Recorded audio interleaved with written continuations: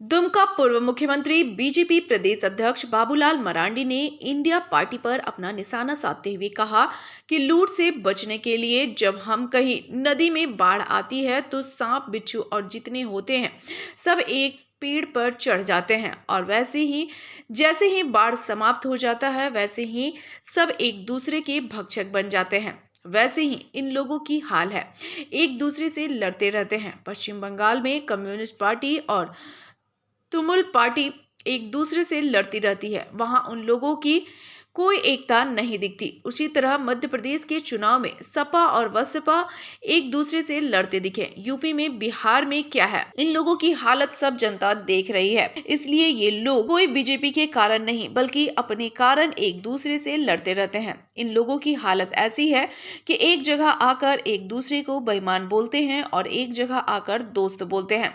वहीं आदिवासी के सवाल पर पूर्व मुख्यमंत्री बाबूलाल मरांडी ने कहा कि आदिवासी अब बीजेपी की तरफ आ रही है। सबका साथ सबका विकास के साथ प्रधानमंत्री आगे बढ़ रहे हैं, जिसका परिणाम पिछले दिनों 3 राज्यों में बीजेपी जीत हासिल की है।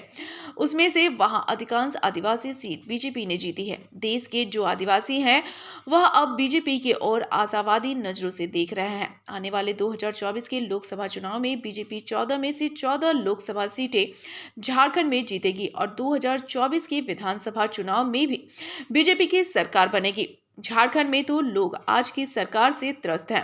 सरकार में हेमंत सोरेन ही लगता है लोगों के लिए बोझ बन चुकी है। सरकार आजकल आपके द्वार है, लेकिन सरकार वहां नहीं गए जहां लोग मलेरिया से पीड़ित थे।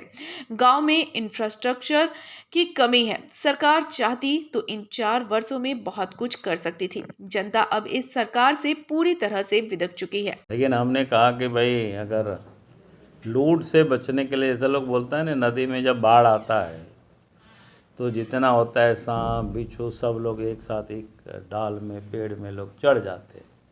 लेकिन जैसे ही पानी समाप्त होता है तो एक दूसरे के फिर भक्षक बन जाते हैं।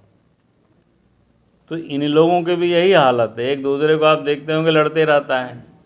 भाई जो कम्युनिस्ट पार्टी है, कांग्रेस, तृणमूल कांग्रेस है, वो आपस में लड़ते रहते हैं। बंगाल में उनके कोई एका नहीं है।